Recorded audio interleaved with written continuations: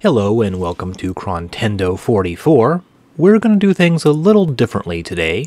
Sure, we'll be covering all of April 1989, but this will leave us with only 12 games. To make up for this, we've got a sizable chunk of bonus content. On the menu today is a whole mess of Namco releases, some notorious kusoge, one really hard action platformer, and a great cult classic from Technos Japan. Let's dive right in.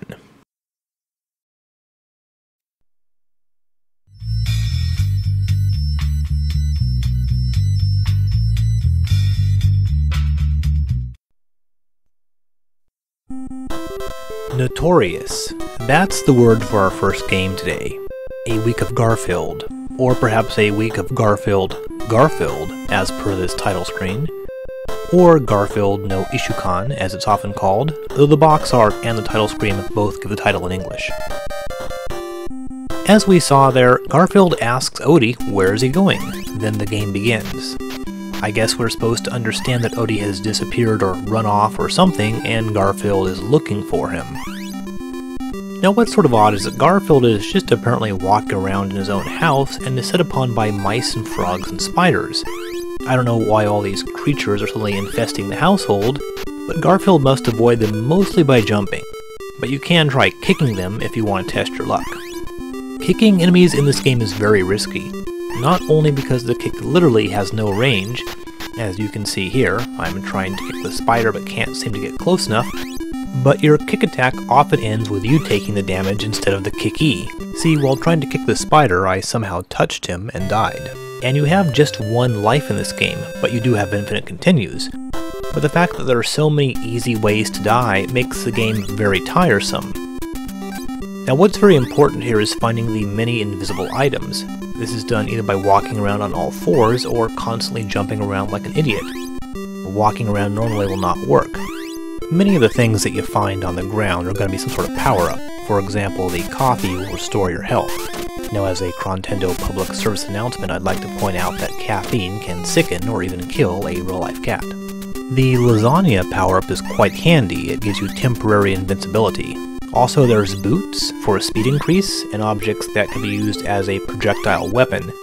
Finally, you'll need to find the hidden key in order to exit each level. Alright, so look at this. Oh, you can't walk on the bushes, unlike just about every other background object we've seen so far. And this is typical of Week of Garfield. You can't always distinguish platforms from background decorations. I'll let you in on a secret. People don't like this game very much. It was apparently developed by a company called Mars Corp. I have no idea who they are, and I don't know of any other game they did. But this one is pretty terrible. Garfield is big, slow, and almost defenseless unless you are using the projectile weapons. Enemies are fast and come at you out of nowhere. You have a life bar, but it can disappear very, very quickly if you get hit, since you don't have any sort of temporary invulnerability. The art and music are just insipid. Look at this. This looks like crap. Levels are just random platforms to jump on or over, and enemies are simply moving around randomly. The sound design is awful. Check out the projectile weapon. It goes like pfft. It sounds like a particularly awful fart noise. And even worse, the game doesn't even tell you how much ammo you have in stock of each projectile, or even if you have any ammo at all. So unless you recall picking up some ammo and then not using it, you never know for sure what will happen when you press the fire button. And let's face it, nothing here really makes much sense. I mean, sure, Garfield is more of a stand-in for a human being rather than a cat. Why would a cat hate Mondays? Cats don't work.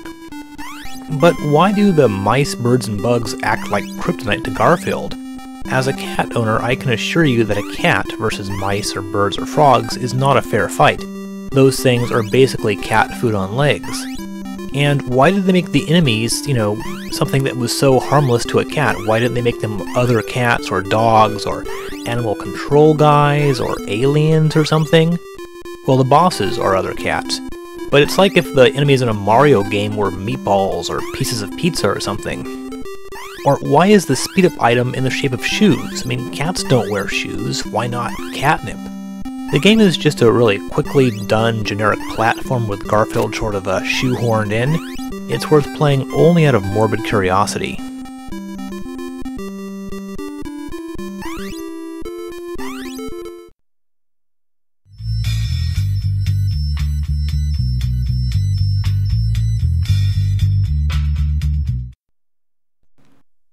Alright, we have a whole bunch of Namco games today.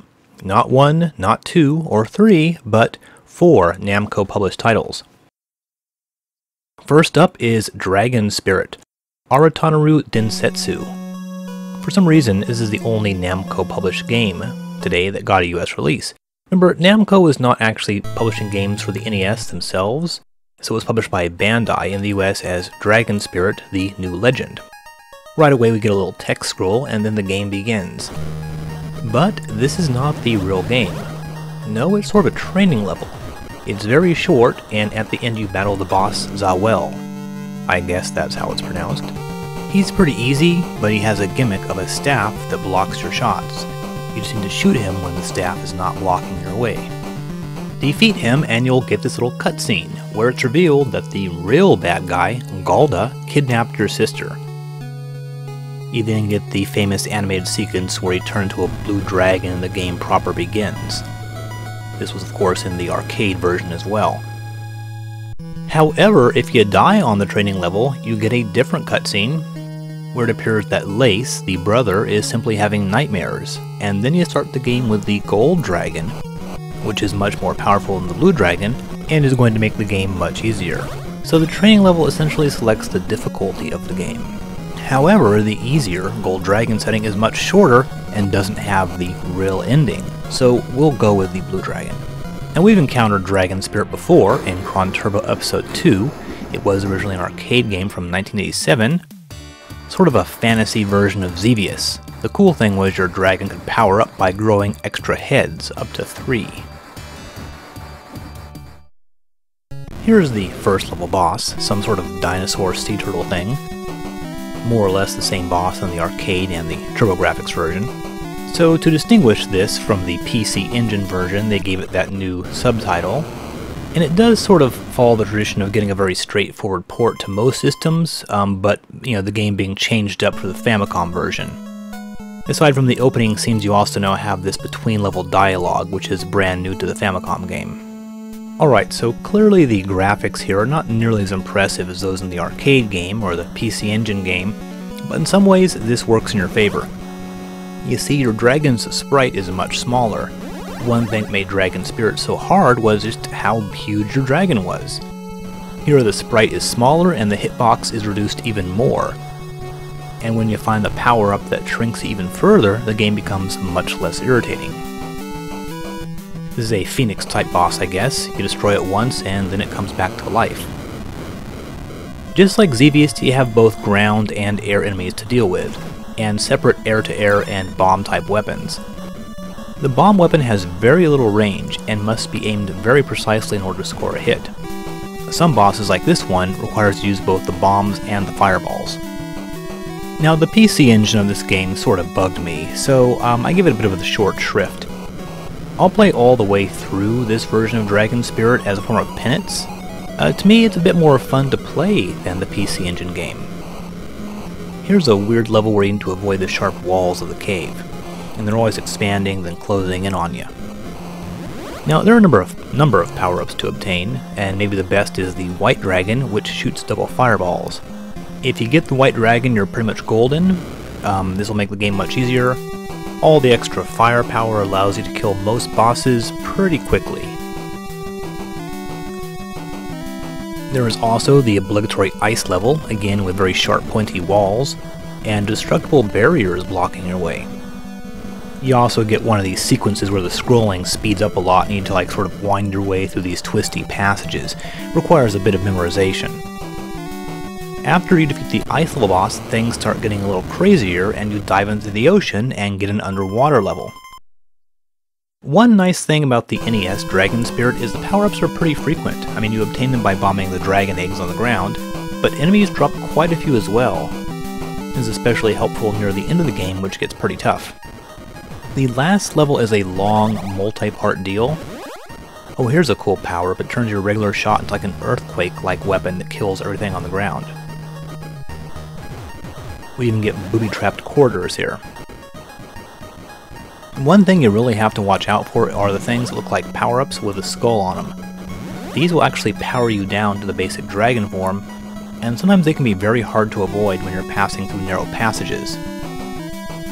The final boss is one of those two-part bosses. His second form appears to be some sort of like alien creature. He's not hard, but it does take a while. And then you get the closing screens and the real ending. Galdo was slayed by the blue dragon. Granted, that's not the worst grammatical error found in a Japanese game, but it is kind of weird because the English text seems otherwise pretty well done. And on top of that, we have to come to grips with the fact that your hero's name is Lace. Seems like there may have been a transliteration problem there. Still, Dragon Spirit the New Legend is a pretty solid shoot-'em-up. Maybe not as great as Konami's Gradius and Salamander, but it's way better than Sega's Bomber Raid.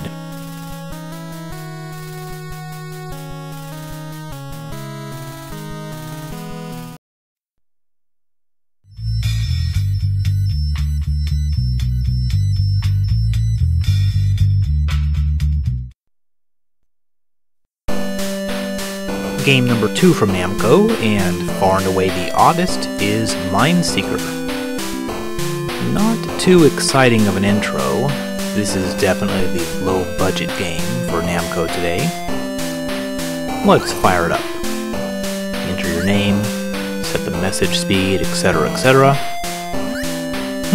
So this looks like an adventure game, a science fiction themed adventure game, though the interface has only 2 commands, feel and exit. You can use the feel command to examine things. This looks pretty normal so far, but here's the thing. This is actually an ESP-themed game/simulator featuring a real-life Japanese quote-unquote psychic named Masuaki Kyoto. You younger kids might not know this, but psychic entertainers were sort of like a thing in the 70s and 80s.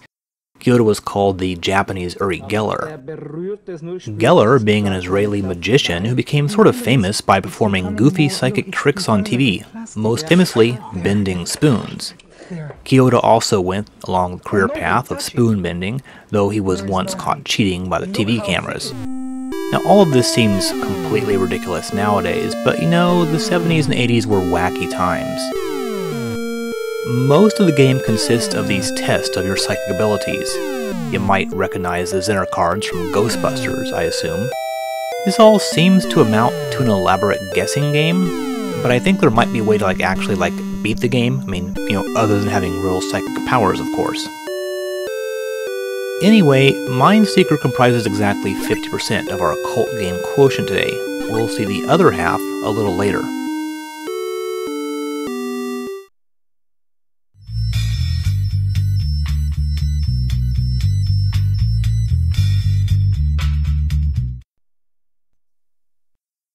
Switching gears a lot, we have another historically themed Koei game, Aoki Okami to Shiroki Majika, Genghis Khan. The title means the Blue Wolf and the White Hind, Genghis Khan. In case you're wondering what is this title about, well, Genghis Khan's ancestors were said to be the progeny of a wolf and a deer, which is obviously symbolic of something. Now if this seems like a pretty weird and obscure thing to name a video game after, well, it's actually probably inspired by a pretty famous historical novel called Aoki Okami by the very popular Japanese author Yasushi Inoue, which was actually about Genghis Khan. Of course, Koei released this in the US, just like Romance of the Three Kingdoms. Koei seemed really committed to English releases for all of their very text-heavy simulation games. The opening text describes the whole wolf and deer thing. Now, obviously, graphics and music were not the primary focus of this game, but the music is still awful, and look at this. I mean, dang, that's just ugly. The game offers 2 campaigns, Mongol Conquest and World Conquest. Mongol Conquest takes place in Mongolia, and the goal is simply conquer and unite the various tribes. Now, for you younger folks who went through the now broken American public school system, Genghis Khan was the title given to a Mongolian warlord, Temujin, In the late 12th and 13th century, he united the various Mongol factions and carved out an enormous empire which stretched from Korea to Turkey and almost to the border of modern-day Finland. His grandson was Kublai Khan, the renowned decreer of stately pleasure domes. Aoki Ukami first saw the light of day as a Japanese computer game, which makes sense. Koei was primarily a computer game publisher at this time. I don't know that Genghis Khan really makes the transition that well to the NES. The interface is pretty hard to maneuver around in, it's very slow, and the graphics aren't really that polished. Still, it's a pretty deep strategy game, compared to just about everything else on the game consoles at that time. However, it is very, very similar to Romance of the Three Kingdoms. The layout, menus, commands, and so on are almost identical. Basically, what you do here is you need to assign jobs to your people, train an army, adjust tax rates, form treaties with your neighboring states, while monitoring the amount of food, money, and troops you have. You can do cool things like send spies to the neighboring kingdoms, marry off your daughters, and at some point you'll need to start conquering, though I would not recommend doing it as quickly as I'm doing here. Battles are just like those in Romance of the Three Kingdoms. You move around on a map with rectangular tiles. Now, while Genghis Khan is obviously a very well-made NES strategy game, it's not really that great.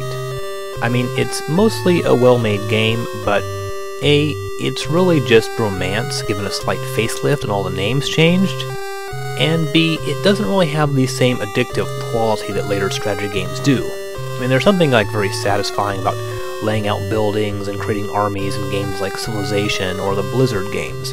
It's fun to watch your soldiers raise enemy buildings, and after playing modern strategy games, stuff like Genghis Khan just seems so abstract. I feel kind of detached from my warlords.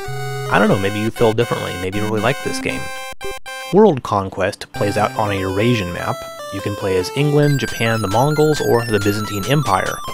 It's basically the same idea as the Mongol Conquest mode, except now you conquer the world, or rather, Europe and Asia. Well, anyway, there's nothing wrong with this game. I suppose if you like this sort of thing, then give it a try.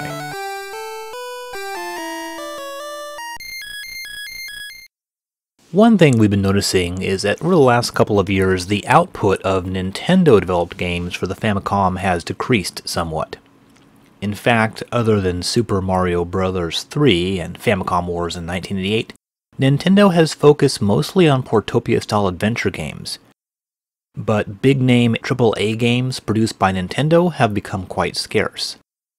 So, what was all of Nintendo's staff working on? Well, part of this was of course the Super Famicom. By 1988, work on Super Mario World and other launch titles was already well underway. However, there was another project, one that had been consuming the resources of Nintendo R&D 1 since 1987. I speak of course of the Nintendo Game Boy. Now let me clear up one thing. There is not, nor will there ever be, a Chron Game Boy. However, I would be remiss if I didn't at least cover some of the highlights of the Game Boy. So today we'll very quickly blow through the first year of releases. The person most associated with the creation of the Game Boy is of course Gunpei Yokoi, one of the most influential figures in Nintendo's history. Yokoi created the Ultra Hand toy, which led to Nintendo shifting its focus towards toys and games in the late 60s. Later he came up with the idea for the Game & Watch, which were simple handheld LCD games, produced by Nintendo throughout most of the 1980s. The classic D-pad was first used in the Game & Watches, and of course the double-screen Game & Watch design clearly inspired the Nintendo DS. The Game Boy was the logical successor to the Game & Watch series. Basically, it was a Game & Watch mated with a Famicom. The Game & Watches could only play one game each. The Game Boy, on the other hand, was cartridge-based, little teeny cartridges. There was a rumor that Shigesato Itoi, the creator of the Earthbound games, came up with the name Game Boy, but this is apparently not true. And besides, the name isn't that creative, it obviously derives from the Sony Walkman. It was released on April 21st, 1989 in Japan, and was an instant hit. Considering how popular the Famicom was in Japan, this was not surprising. There were 5 launch titles, most notably a new Super Mario game. Back in the 80s, it usually took quite a while for a console to get a release outside of Japan, but since the Nintendo Entertainment System was pretty well established at this time, the Game Boy came out pretty quickly over here, in July 1989. In the US, it was bundled with Tetris.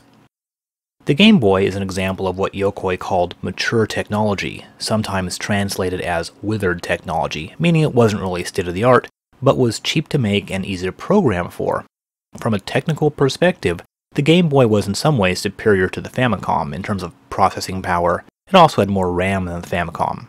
Sure, it was in black and white, or rather, shades of green, but it was cheap and didn't use too many batteries. By comparison, Atari's competing handheld, the Lynx, was way more powerful, had a 16-bit graphic processor and a huge color palette and 64K of RAM. It was released 2 months after the Game Boy in the US. It was way more expensive and sold a fraction of what the Game Boy did. So in this case, it appears that Yokoi was right. The bottom line, it was an inexpensive, fun system with addicting games. The ads pushed it as something that everybody could enjoy, even adults. There were a total of 25 Game Boy titles released in 1989, many of them quickie titles from crappy publishers. So let's do a quick rundown. Out of the 5 Japanese launch titles, far and away the most interesting and best is, surprise surprise, Super Mario Land. Now this game has the distinction of being developed by Gunpei Yokoi rather than Shigeru Miyamoto. It does seem a little like an alternate universe version of Mario. Many of the same elements are there, mushrooms, fire flowers, Koopas, but there are some strange differences, like the Egyptian setting in the first world, or the way there can only be one fireball on screen at once, and it sort of keeps bouncing around everywhere. And here's something new, you can jump into the upper door and get a bonus of some extra lives. One thing I should point out, this was also a launch title in the US in August 1989, so Super Mario Land came out before Super Mario Bros. 3 in the US, but after the oddball Super Mario Bros. 2, so it might not have seemed so strange to US gamers at the time. Oh yes, Bowser is missing, and Princess Peach has been replaced by Daisy, who would turn up later in the Mario sports games from time to time. Overall, a good Mario game, but the future games in the Mario Land series would make major improvements. Unfortunately, the remaining 4 launch games were not so impressive. Alleyway was developed by Intelligent Systems, a Nintendo first-party developer who also did stuff like Famicom Wars and Fire Emblem. And it's Breakout, or maybe Arkanoid. The cover art shows that your paddle is actually a spaceship piloted by Mario, and Mario's face appears as the icon showing a number of lives left. In the bonus levels, the blocks are formed into Mario-related shapes, so it's basically just Breakout with a Mario theme. The early Game Boy releases from Nintendo resembled some of the early Famicom releases. Case in point, baseball. You remember the old Nintendo baseball? Well, this is it in Game Boy form. Now, baseball in Japan was one of the biggest selling Famicom games, so porting it to Game Boy is not a surprising move. Now, those 3 games were actually all launch titles for the Game Boy in the US as well. One Japanese launch title that was never released outside of Japan was Yakuman, a friggin' Mahjong game. Of course, there has to be a Mahjong game. Can golf be far behind? Anyway, this was the first game in Nintendo's Yakuman series of Mahjong games. Exciting stuff. By 1989, many third-party publishers were on board with Nintendo and the Famicom, so it's not surprising there was one non-Nintendo game released at launch. HAL's Shanghai is a port of, yes, the Activision computer game that we've already seen 3 times. This one uses a different title screen, it's not the old 2 Chinese guys playing a Mahjong game together. Thus, Shanghai is the first game we've seen on the Famicom, Sega Master System, and TurboGrafx-16, and the Game Boy. It really gets around. However, the Game Boy version is not that great. It's sort of too small, hard to see the tiles, and you actually have to scroll left or right to see all the tiles. So that's April, and there was one game released in May, Tennis by Nintendo. It's basically the old Famicom Tennis right down to Mario in the referee chair. The sprites have all been updated. However, so far we're not really seeing a whole lot of original ideas on the Game Boy. Now in June, again, has only one game, but it's a huge one. Yep, Tetris, the Game Boy game. this is the game that basically sold the Game Boy, at least in the US. Now at this point, Tetris had been released on various computer platforms, in the arcades, and on the Famicom. But the Game Boy version was the one that would cause it to completely blow up. When the Game Boy was released in the US, Tetris was bundled with the system. It was the system seller.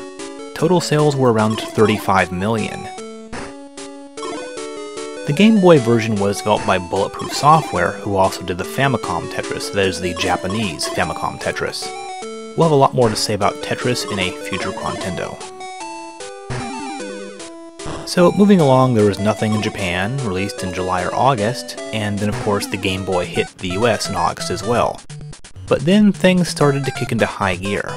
September saw the first big wave of third-party publishers. Bandai naturally has the first game released with Hyper Load Runner.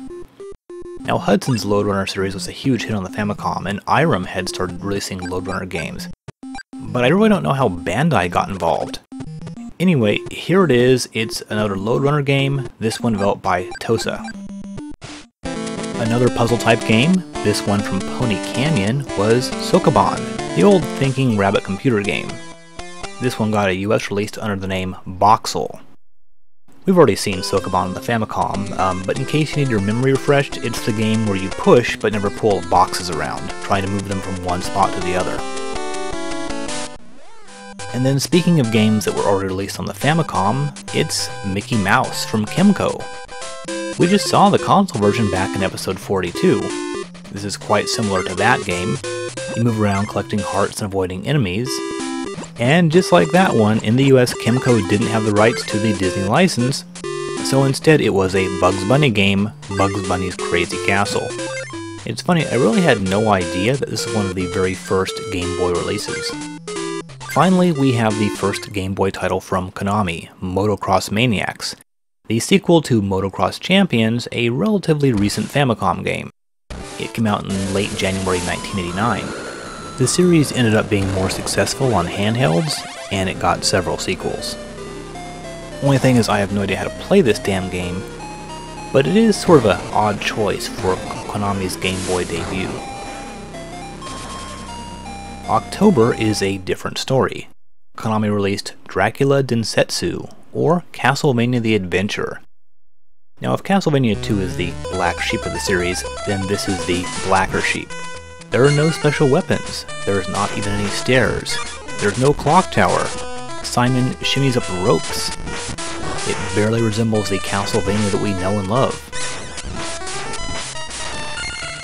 Now it's not a terrible game, and along with Super Mario Land, it's one of the first side-scrolling action platformers for the Game Boy, but it's definitely a very minor Castlevania game.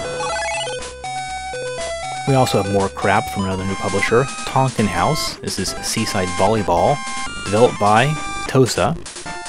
It got released in the US by Activision under the name Malibu Beach Volleyball. And then finally we have HAL putting out Pinball 66 Hiki no Wani Daikoshin, an odd alligator-themed pinball game. This actually got a US release under the name Revenge of the Gator. It's not half bad, and it has some nice touches. Like when you lose a ball, it gets eaten by a giant alligator. The whole thing is sort of strange. Okay, there are 2 games in November, starting with a new one from Nintendo, Golf. First baseball, then tennis, mahjong, now golf. Nintendo is just releasing all the old Famicom games on the Game Boy, it seems? Well, this does sort of initiate a bit of a pattern with Nintendo, releasing the same games over and over again. Also in November was the first Game Boy title from the publisher Atlas. This is Puzzle Boy, known as Quirk in the US. Sadly, the Game Boy has got to set the record for the most shovelware released in the shortest period after launch. December sees a bunch of new titles, but most of them are from low-grade publishers. Like Kaisen Game, Navy Blue, from Use. It's a weird-looking title screen. In the US it was called Battleship because, well, that's what it is, a battleship game. Just like, you know, the game you played when you were a kid. It was one of those ones where you could use the Game Link to connect two Game Boys, and I guess it seems like a decent idea for a handheld game, it's just not very original. Teki Teki, or Boomer's Adventure in Asmic World, was another sort of simple little puzzle-ish action game. Asmic-kun, a little red dragon, would have a go as being a mascot character for Asmic, but he very soon faded into oblivion. Q-Billion is the seemingly random name given to this puzzle game from Seta. Sort of like Sokoban, only with a third dimension added in. You push around stacks of blocks, trying to flatten everything down to ground level. It's a good little game, but the graphics are a bit abstract. This might have worked better if, like, the height of the stacks were depicted some other way than by just putting numbers on them.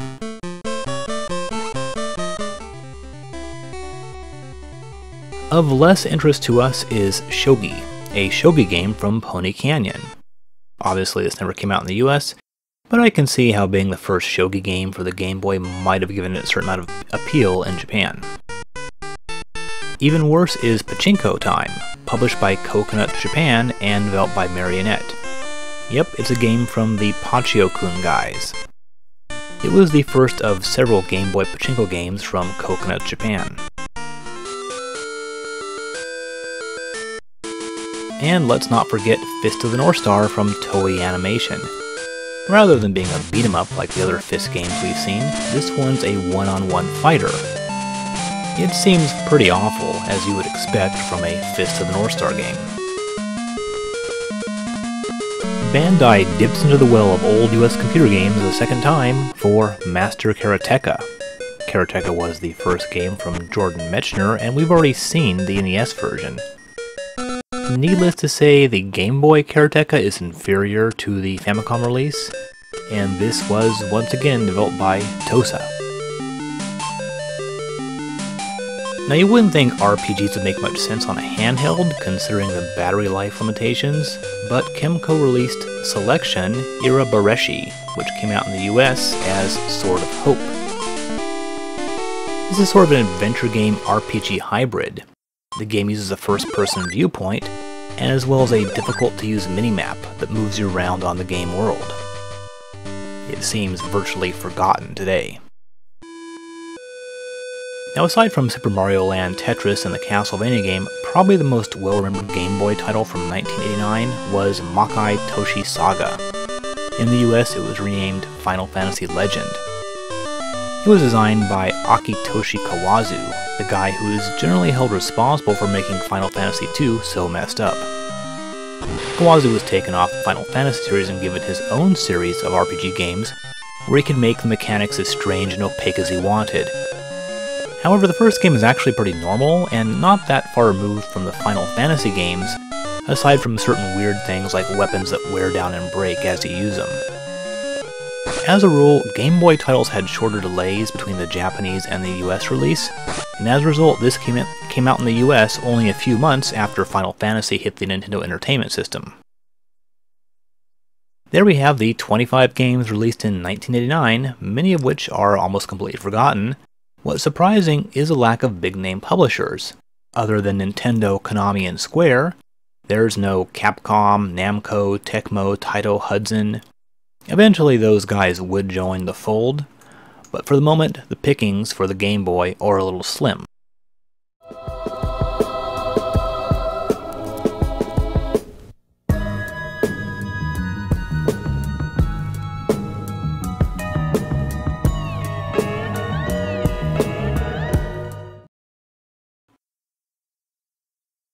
First of all, this music is sick.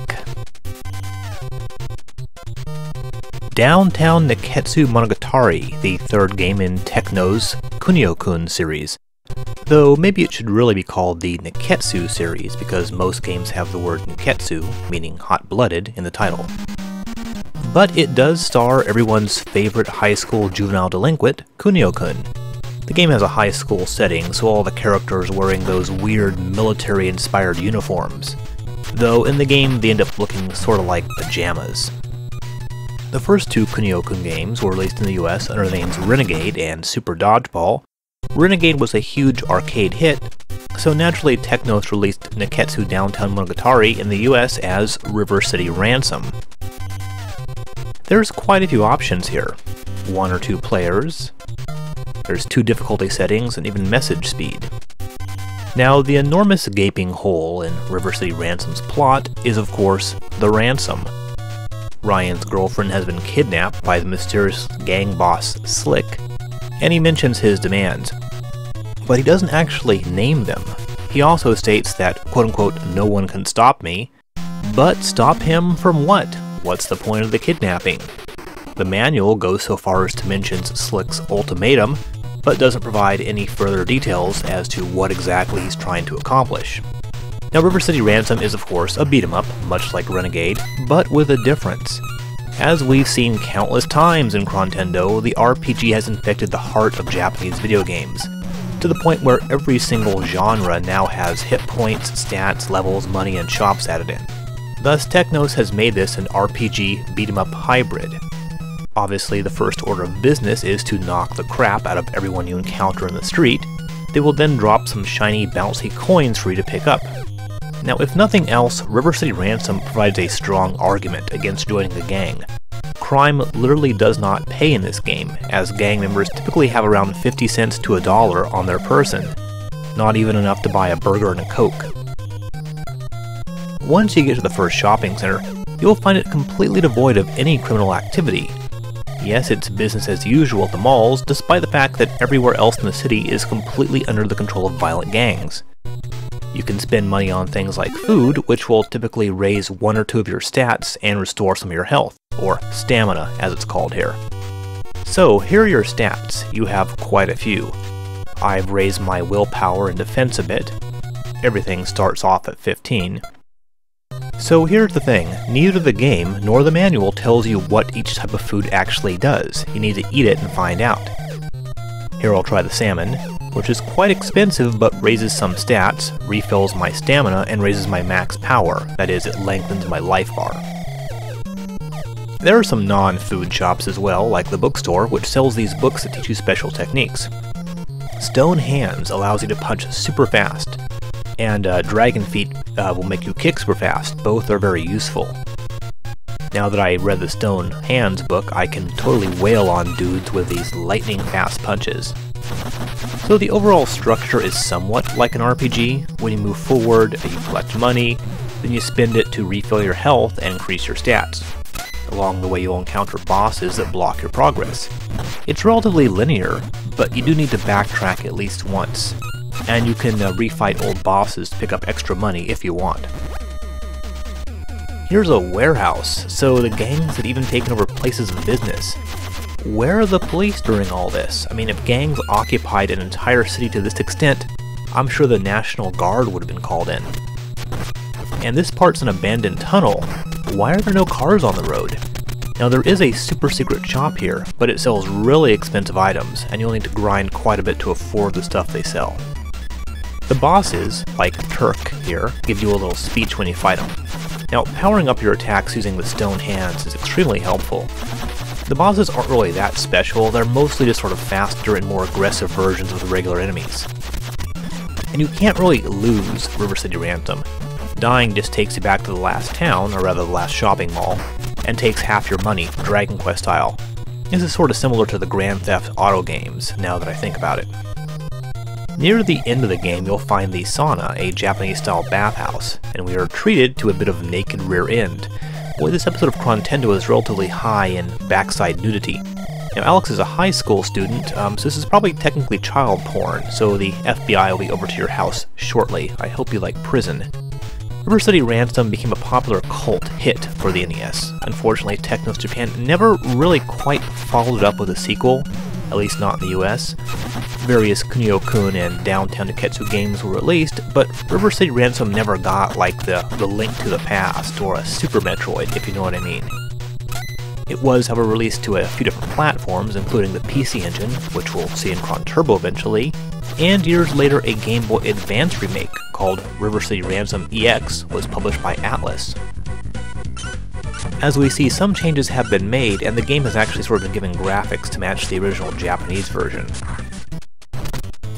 By this point, I've upgraded my character quite a bit.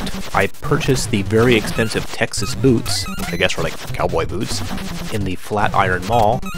These boots are an equipable item that maxes out your agility and kick attack power. I also have purchased the Grand Slam from the Oak Hill bookstore, which allows you to perform rapid weapon attacks. Quite frankly, the Grand Slam makes the bosses almost complete pushovers. You can just keep knocking them down every time they try to get up.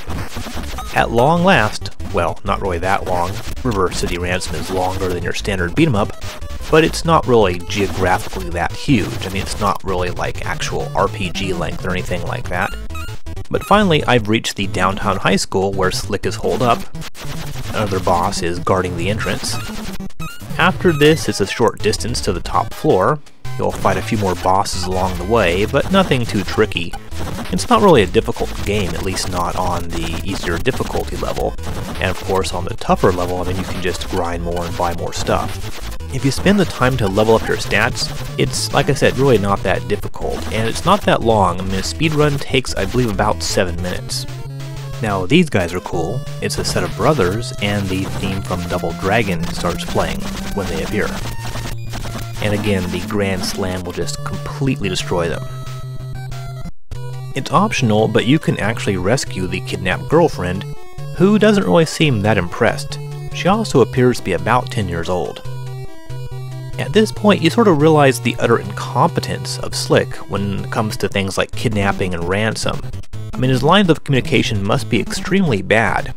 Alex has been making his way across the city, beating up everyone in his path, yet Slick still keeps Cindy, the girlfriend, in an unlocked room with no guards.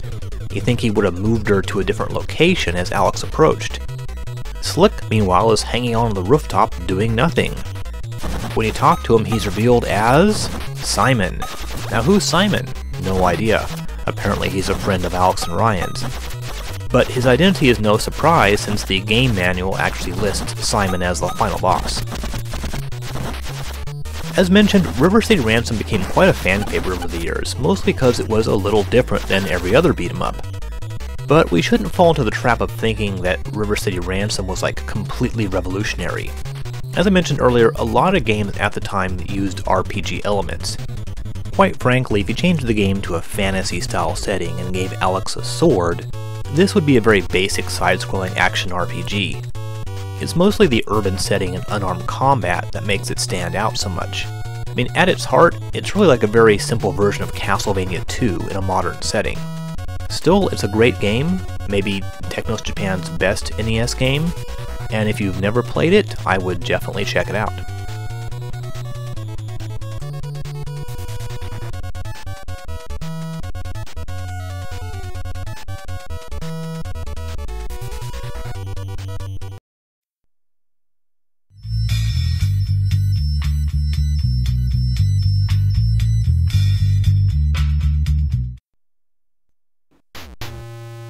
Namco game number 3, Devilman.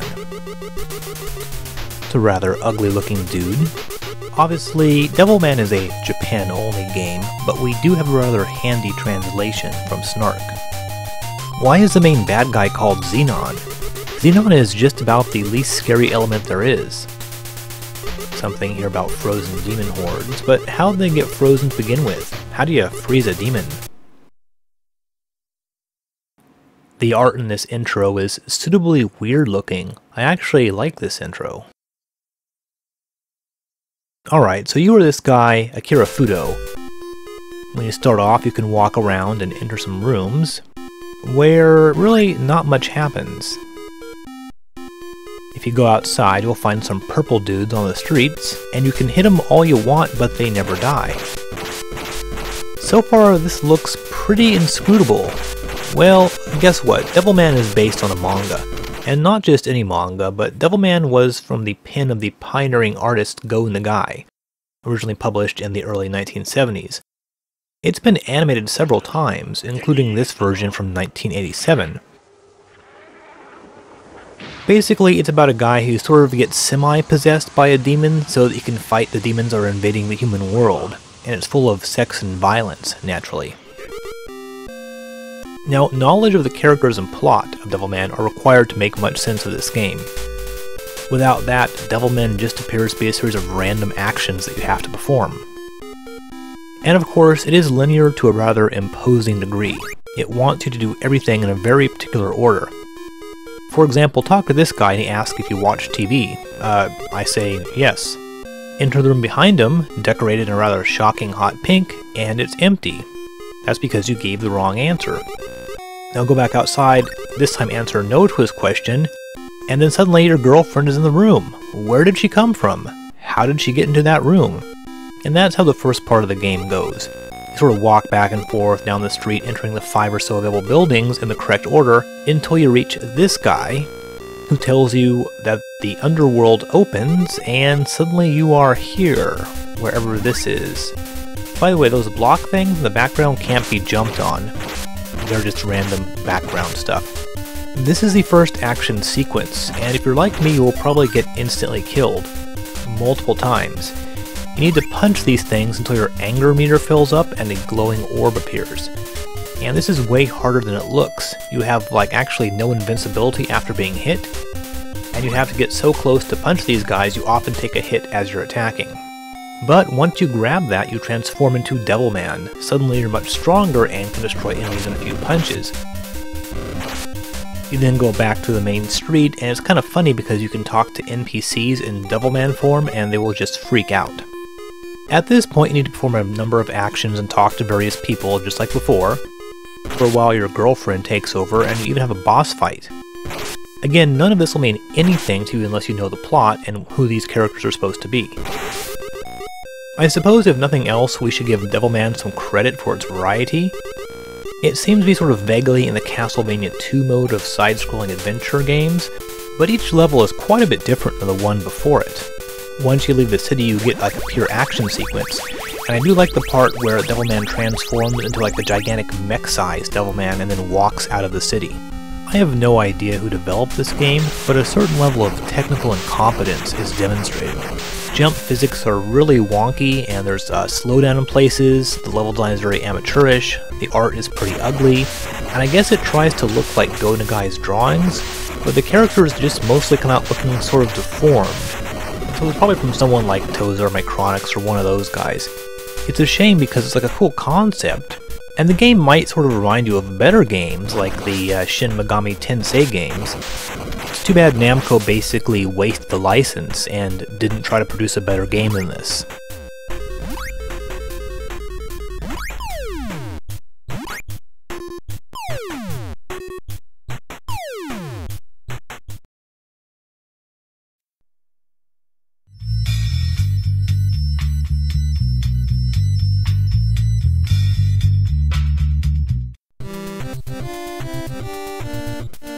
Namco has a bit of a thing for dragon-themed games this episode.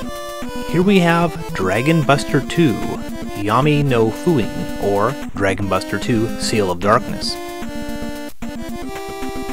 I wonder when the first example of using a sword for the letter T in a video game logo was. We see it quite a bit, Dragon Quest, for example. As the name indicates, Dragon Buster 2 is a sequel to Namco's Dragon Buster. The arcade original came out in 1984. It was a very simple early side-scrolling game, much like Namco's Pac-Land. You moved around on a world map, entered various caves and whatnot, and slew dragons and other monsters. Along with Namco's Tower of Druaga, it was one of the earliest examples of a fantasy setting in Japanese video games. A home version came out for the Famicom in 1987, and we now have a console-only sequel. So we have this nice little intro here, including a rather delightfully long text scroll. Apparently the dragons roved with a masterful air, those arrogant bastards. And of course the chosen one will find the sword, kill a dragon, etc, etc. And his name is Carl. Now, the fact that a hero is named Carl is sort of made fun of on the internet, since the name doesn't really imply a sword and sorcery hero. You get kind of a different image, I guess, when you hear the name Carl. However, the guy from the original game was named Clovis, a Frankish king, so Carl is quite obviously a reference to Charlemagne, aka Carl the Great. Now, without having any instructions, the beginning might seem a bit unintuitive. There are a couple areas that you can enter, or at least it appears you can. There's a big tree, a cave, this church thing. Though walking up to the entrances and pressing the buttons does nothing. You can't walk around the cave, so you seem to be stuck in this little area. Okay, so what the heck are you supposed to do? Well, despite the fact that the A and B buttons are not used on this screen, for some reason you need to actually hit the select button to enter a dungeon.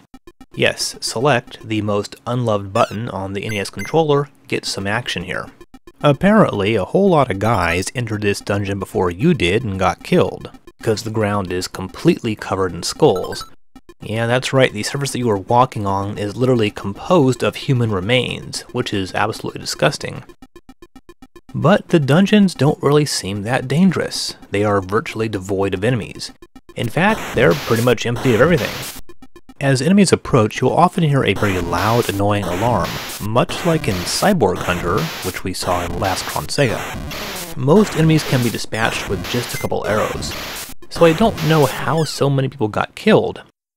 Unless the cave is supposed to be some sort of gigantic, disorganized mausoleum? So killing a specific monster will provide the key to the exit, and the exit takes the form of a teeny tiny little door. Pro tip, don't accidentally press the fire button thinking it'll let you open the door. Your arrows will bounce off the wall and kill you. Now once you exit a dungeon, it disappears from the map and you can move onward. This is the entire game. To clarify, you simply enter one dungeon after another, kill a monster, get a key, then repeat. All the dungeons look alike except for the color and the pattern of the floor. There's a very limited number of room shapes, and each dungeon uses those exact same shapes over and over again. Some dungeons even appear to have the exact same layout. Of course, the original Dragon Buster was sort of the same way. Now, I've heard this game referred to as a Zelda clone, but this is true only superficially. Dragon Buster 2 is really just Dragon Buster 1, with the side-scrolling viewpoint replaced with a top-down one. I mean, even Hardcore Gaming 101 states the game is nothing like the original, but both games have almost identical structures. You just move the camera on this 90 degrees downwards, and you've basically got Dragon Buster 1. The end result is sort of a boring game, since it's so repetitive. I should mention this was developed by Tosa, so we can't really expect great things. I mean, there are a few items you can pick up, like flaming arrows, shields, or fairies, which can refill your health, but there aren't any Zelda-like special weapons or items or anything. The final dungeon on this level is the volcano thing. This is, once again, just like all the other dungeons, only it's way bigger. It's just the same identical screens over and over again until you just sort of happen to stumble upon the rather Dragon Quest-y looking dragon. This guy is way tougher than the other enemies, and I got killed pretty quickly. Though I'd say it's probably not really worth the effort to beat him and make it to the second level. It's too bad, but Dragon Buster 2 is a little on the lame side.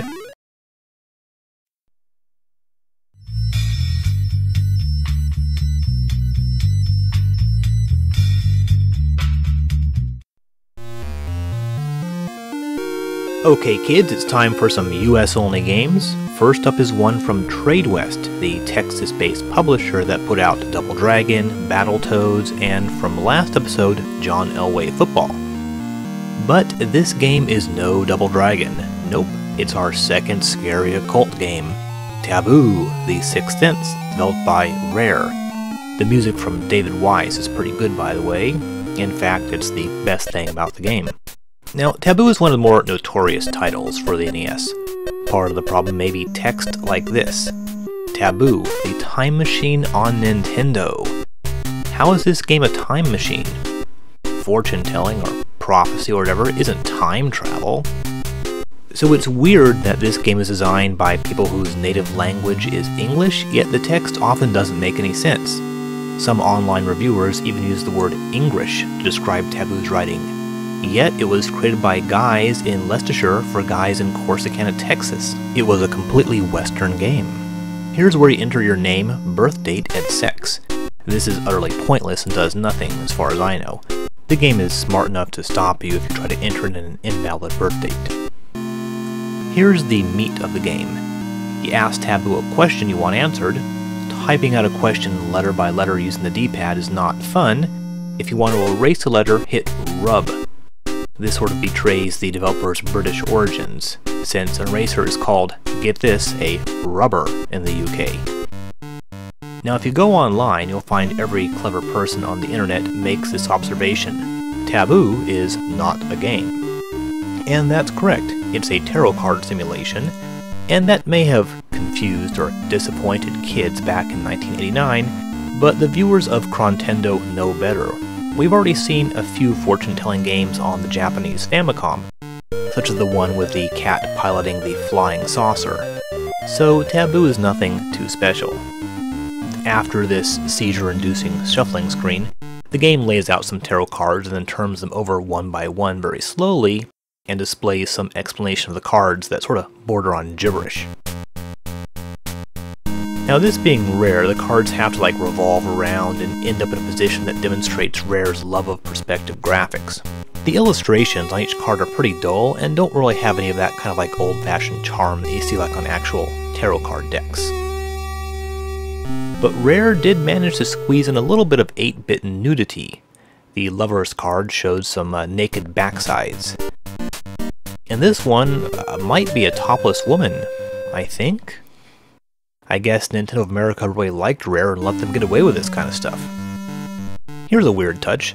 Sometimes one of the sun emblems on the back of the card turns into a skull. Spooky.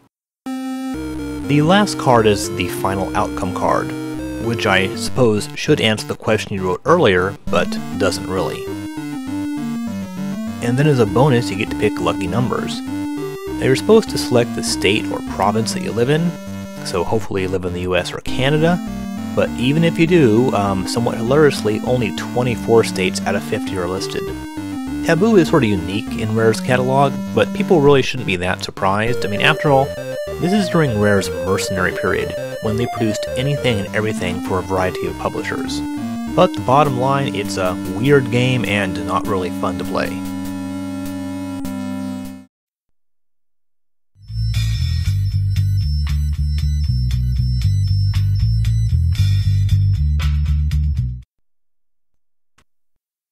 The only other US game we have today is a little bit different. We start with this rather well-done intro. So, from HAL, it's The Adventures of Lolo, and you will of course instantly recognize this as an Eggerland game. We've seen several Eggerland games on the Famicom and FDS.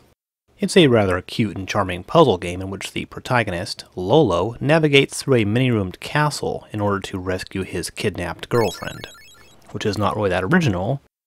To exit a room, he must collect a number of heart icons, while avoiding or moving enemies that also inhabit the room. The games are all very well designed, and Eggerland was perhaps the first great puzzle game series on a Nintendo console. So here's the first room, quite simple, just one stationary enemy. Now as I mentioned, The Adventures of Lolo came out in the US only. Why? Well, as you play, you might notice all the rooms are quite familiar. That's because Adventures of Lolo isn't really an original game, it's more like a greatest hits of the Japanese Eggerland games. It compiles a selection of rooms from the earlier Japanese games into one new game for the US market, so there's really nothing here we haven't seen before. Oddly, in Japan, HAL soon changed the series title from Eggerland to The Adventures of Lolo, so the remaining games of the series would get both US and Japanese releases under the Lolo name.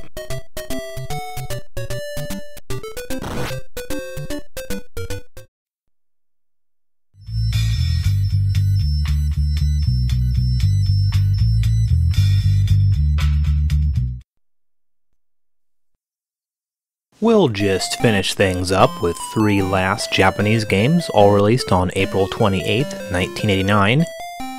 FDS games are becoming increasingly rare, but here's one, Fairytale by SoftPro. Music's not half bad.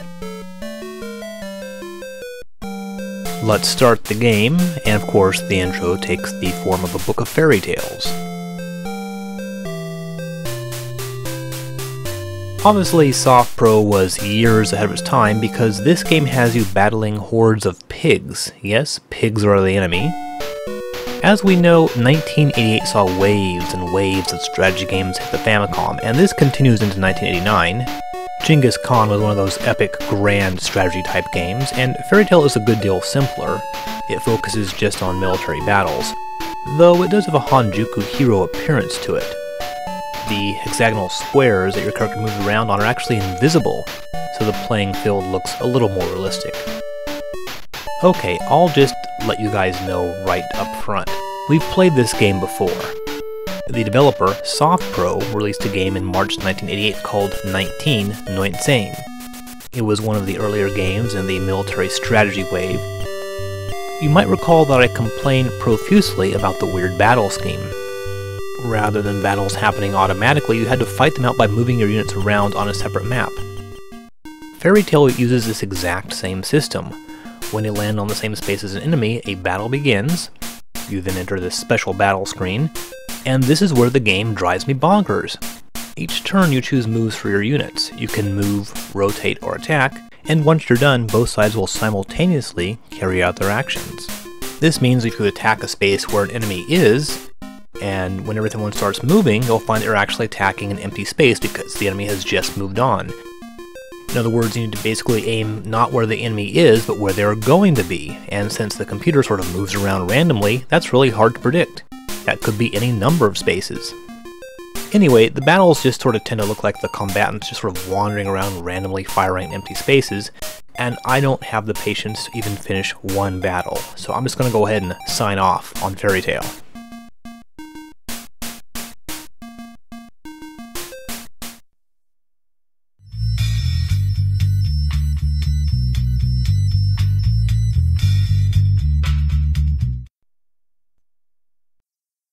Dear Irem, I would like to thank you for making R-Type and all those other great games. Also, thanks to the guys from Irem who later went on to make Metal Slug. However, regarding your 1989 Famicom game, Holy Diver, I would like to tell you to go screw yourselves. Also, jump in a lake, pound sand, and take a long walk off a short pier. Sincerely, Dr. Sparkle. Alright, now that that's out of the way, Holy Diver, Irem's Castlevania clone, with a difference. Namely that it is capriciously cruel and difficult. Here's the very beginning, which doesn't seem that hard, but right away you notice the guys with red hoods move really quickly and close in on you from both sides. And the flying enemies just tend to hover right out of range of your attacks. It's like a little preview of what's to come later. We've also got some Castlevania-like stairs, made out of skulls and destructible blocks, which often hide health and magic refills. Now the game starts showing its true colors here, a few minutes into the first level. We have all these fast-moving, flying enemies that sort of move in these parabolic arcs coming at you from both directions, as well as the more powerful flying enemies which need to jump up in order to hit. It's actually quite easy to lose a life at this point, very early in the game. But still, so far, not that bad. The first boss is a quite cool-looking giant troll thing, and he's relatively easy. You sort of need to jump up and shoot him in the head. I also love that cool snake and skull and crucifix thing in the background. Everything about Holy Diver is well designed, and there's lots of really cool metal touches like the skulls here. Now once you beat the boss, your health refills, thank goodness, and you get a new magic ability. Level 2 introduces you to a very common Holy Diver tactic, enemies that fly above just out of your range, but can still hit you. Also, lava pits. You'll need to use your newly obtained freeze power to cross them, which also freezes enemies. But don't get too excited, it only works on really weak enemies like these guys here. Later enemies will be mostly unaffected. Holy Diver begins seriously ramping up the difficulty around this point. Bat enemies cling to the ceiling, firing triple shots, while mostly being out of reach. Meanwhile, faster moving enemies come screaming at you, and these guys all take multiple hits to kill. Now the bats are an extreme pain in this level. Even when they're low enough to hit you, they are completely invulnerable except during that very brief moment when they jump from one perch to the other. Oh yeah, and then comes a super tough mini-boss-like enemy on top of things. Now the real boss here is like this gnarled clump of roots. It looks pretty cool and shoots multiple deadly projectiles, which if they don't kill you will probably block your shots as you're trying to shoot the boss. Luckily, there's a trick if you want to make this easy. If you jump down and immediately start moving to the space behind the boss, this will allow you to shoot him from behind without getting harmed. Now the thing about Holy Diver is that, yeah, it's hard. Really hard. Not Castlevania hard, not Mega Man hard, but really hard. I mean, people make these lists about the hardest NES games and they put stuff like Contra or Ninja Gaiden on them. Oh yeah, and those games are tough, but Holy Diver is sadistic. I think the main issue is there are frequently multiple enemies with different attack patterns coming at you at one time. Like here. We have this bat on the ceiling, which is tricky to kill, but then these flying fish things come at you and they take like a lot of hits before they go down. And the bat showers down fireballs and the fish shoots smaller fish. Look how many hits it takes to kill this thing. And the fish often quickly charges you and hits you. I mean, seriously, once we reach level 3, every single screen becomes like a little mini-boss fight, where one mistake can get you killed. And every level seems to ramp up the difficulty even more. It's only 6 levels long, but around level 4 it starts reaching impossible status. And just like Ninja Gaiden, you can easily get knocked back and thrown into a bottomless pit. But even more so than Ninja Gaiden, Holy Diver just never lets up. Once you manage to defeat one really tough enemy, then there's the next screen, and there's another, and another, and it just keeps going like that unrelentingly. Like here, you try to land on those little columns, and enemies just appear out of nowhere. And then there's these boulders, and these guys, they show up over and over again, and each one takes 12 hits to kill, all the while spitting out a constant stream of projectiles. And their shots go all the way across the screen while you can only reach a little bit further than Belmont's whip. And of course you have various magic that'll give you more powerful attacks, but these use up magic points very quickly. Now, as you probably know, Holy Diver the game is named after the Dio LP and song of the same name. The designers threw in various references to heavy metal acts. Your hero's name is Randy, apparently a reference to Randy Rhoads, and the credits mention Zakk Wylde. Now, I do admit the game is cool. It's well made, has good graphics and sound. It would be really enjoyable if only it weren't so soul-crushingly difficult. It's possible to defeat the game, but this requires a lot of memorization and knowing which magic to use in each situation. And since your magic is limited, you may hesitate to use it unless you know there's a refill coming up soon. I mean, at least the game gives you unlimited continues. I've never played this game before now, but I suppose with a lot of practice, it is in fact beatable. Here, using the blizzard power will freeze those little guys and stop them from knocking you into a bottomless pit. But you still have to contend with these golems, which take so many hits to kill. And after you take care of this golem, you think, oh god, what an ordeal, but it's over, and then more golems. As a rule, every time you encounter a tough enemy like this and think, oh god, it's finally over, it just turns out to be like a regular enemy you start encountering in every single room. By the end of this level, you get one of the all-time worst video game bosses. This revolving column constantly shoots projectiles at you. The overdrive magic will protect you a little bit from some of the projectiles, but the problem is that getting hit will knock you back and unavoidably cause you to fall to your death. In other words, getting hit once will kill you, unless you're positioned on the very edge of the platform, in which case getting hit will actually cause you to almost fall to your death and land on the very other side of the platform. But of course, jumping over a projectile will sometimes lead you to get hit in mid-air, and you guessed it, fall to your death. So should you miraculously survive this encounter, you'll get the Thunder Weapon, which kills most enemies on screen, except of course the really tough ones that you want to kill using Thunder. And it also drains your magic very, very quickly. One great thing about the game design is the way that the special magical powers are actually useful, and in fact have to be used in order to make progress. The negative side of this is late in the game, you constantly have to switch back and forth between the powers. I mean, lava lakes mean that you'll need to use Blizzard. Meanwhile, at the same time, enemies are flying around overhead that require the twin shot to easily take out. And then you get an enemy that can only be killed by overdrive or thunder. I mean, Holy Diver is so relentless, it gets tiresome. The final 2 levels are so long and difficult that eventually it wore me down, so I didn't finish the game. Probably not a whole lot of people have. Holy Diver is in many ways a fantastic action platformer, but in other ways, it just bites. I mean, go ahead and try it, and about halfway through be prepared to just question your dedication to actually playing this thing.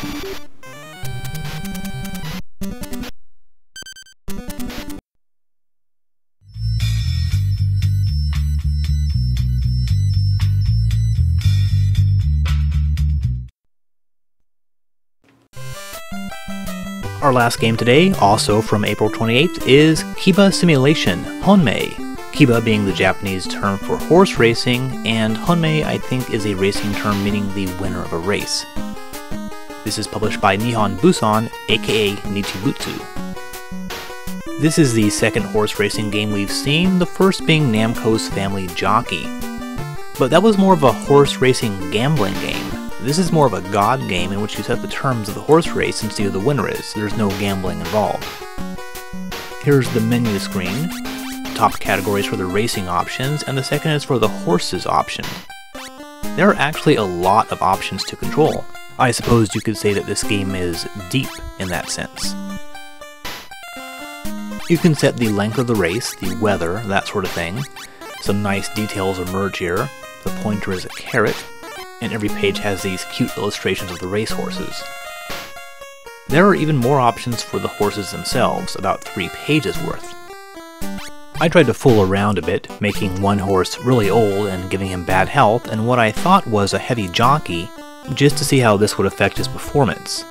And this part is more or less the meat of the game, fiddling around with all the numbers and then seeing what happens. Once you're ready, go to the final option and the race will begin, and they're off.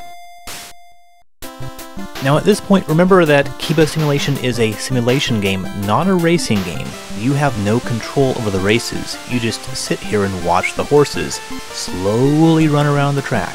Just sit here doing nothing for a few minutes. This reminds me of a way earlier game, Breeder from Soft Pro. Same guys who did Fairytale. You just sort of control the stats and then sort of watch it play itself. Of course, Keiba Simulation is a much slicker game than Breeder, which is so terrible it made the Chrontendo Worst 10 Games list. Alright, so finally, and the weird thing is, I had thought I had seriously gimped horse number 1, and here he came in 5th. Well, who knows? I don't really know that much about horse racing in real life either.